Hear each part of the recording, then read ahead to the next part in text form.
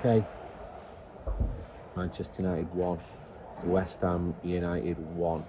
Very frustrating because Manchester United led once again and drew once again, having been in a leading position.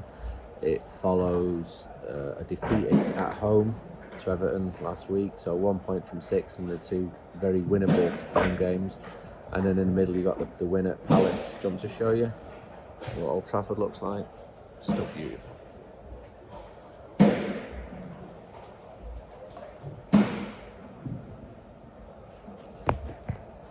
Right, let's see how we go then for the ratings. I'll take this off. It's not even that bad. It's cold, but it's not that bad. So that's United lost 4 out of 5 against West Ham. Just made some notes above it. United giving away silly free kicks. Aaron Wan-Bissaka excellent. They missed Paqueta, although Wan-Bissaka should have been sent off, in my opinion. So it's just so frustrating that United didn't win. But I'm not stunned. Even when they were ahead, it was slender, and there's a nervousness about this team that's been here all for a year now. It just is. It's just any team in the Premier League. I wouldn't fancy Manchester United to hold a lead against them. So ratings, Lamon's 6. I mean, he was confident in the air all night, but he was seldom tested. West Ham only had 1 shot on target and they scored from it. Well, 2, because there was a shot before that, wasn't there? Yeah, you know what I mean. Shaw, thought he played well, 7. Jumped forward well, got forward well. Had a chance to follow in Mbeumo's 56-minute shot. Got a yellow card as he took one for the team after 84 minutes. Heaven, 5. Surprise start because Dalot didn't play, but I still thought other players would have been chosen ahead of him. Poor positionally, he was booked after only 7 minutes for a poor tackle on Bowen. It's tough for him against Callum Wilson, but after a rough start, he did settle until he was brought off at half time. We won't forget tonight. As Rowie, one of Man United's better players with Shaw. 7, got forward on the right as United improved towards half time. Good in the second half. He read a West Ham counter attack well to stop it after 81 minutes, and he cleared the ball off the line before West Ham equalised it. He was falling back. It's a shame he couldn't get to the shot, but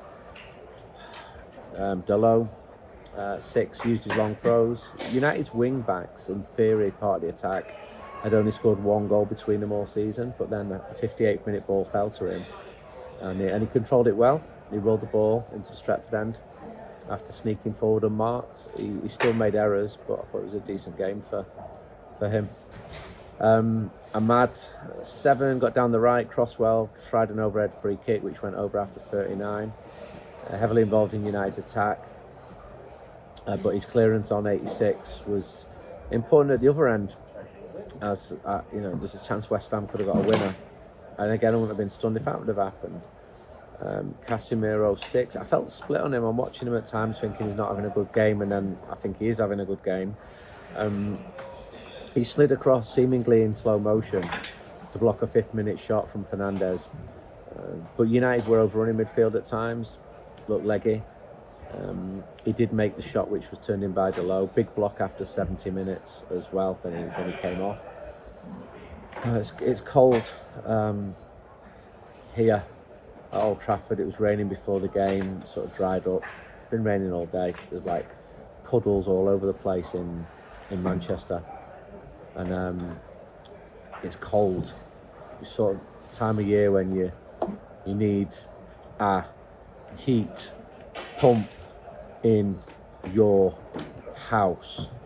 Where can you get a heat pump? Well, Improvisi are a local Manchester company, and you can get huge government grants to £7,500. You end up paying about £2,500, and you have them installed. And what does that mean? Well, it means it's more efficient. It means your bills are lowered. It means you're future-proofing your home. The installation's got to be within a 70-mile radius of Old Trafford. There's very low finance available. upon application and approval. And we'll give you another £700 off as well. So there's a 7-year guarantee, 2-year labour park warranty. Full details in the YouTube notes. But extremely low running costs for energy in the winter. I know you might laugh at my me saying go greener and cut nearly 3 tonnes of CO2 from your home every year, but it's trusted technology. Decent gear, better than Manchester United. Where were we? Fernandes went to ground twice in the first 40 minutes. The second time when the excellent Freddie Potts, just knew that Freddie Potts would be an EastEnder when I heard his name. Ran deep, scissor volleyed wide after 27, got more involved, overlapped as the team got stronger, gave the ball away a couple of times in the second half, and while he looked highly motivated, I don't think it was his best game. But there's also a shortage of players who can make it happen when he's not doing it. Cunha worked hard off the ball, 6. He had a 72nd minute shot deflected over, but he was otherwise quiet, and you might be because he's just returned following an injury. Frustrating. Bumo, 5. Worked a 23rd minute corner well with Fernandes, which was tipped over by Areola. Powerful shot on target after 56. Went down on 72 amid shouts for a penalty. There was no contact. It was not a penalty. Xerxes 6, the lead striker again.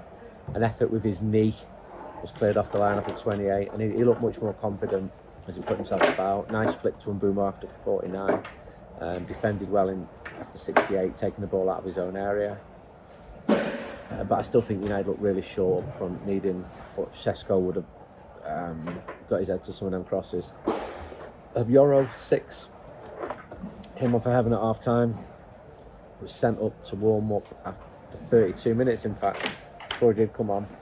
He challenged to win a ball and stop Bowen shooting on 70. I think it was him who missed the header, which led to the West Ham corner, which led to the goal. Dorgu came on for Dalot after 67. Don't know whether the manager's saying about the anxiety means there's more focus on him, but he did look nervous. Really poor cross after 90 minutes, slicing the ball. McCarthy came on for Xerxes after 76. Chose the header Kobe made him. I mean, he didn't give any impetus. He's just sort of neat and tidy and passes the ball short distances. Mount came on for Cunha after 76. He was fouled, looked pretty strong by Wan-Bissaka. He was booked for that one actually after 77 minutes. Martinez came on for Shaw after 86 minutes. What can you expect to do coming after 86 minutes? So I feel frustrated, actually. I feel that, there's been talk this week from the players about pushing towards Champions League place, but to do that, you've got to get runs together. And United, even in victory, they look fallible, they look beatable. And maybe this is what life's like when you're the team of 7th and 8th. This is what it's like. It's better than last year, but it's nowhere near as good as what we used to and what we hope it to be. And there was frustration at the end. There were boos. Fans are entitled to boo. It wasn't a great game. I think it was a fair result.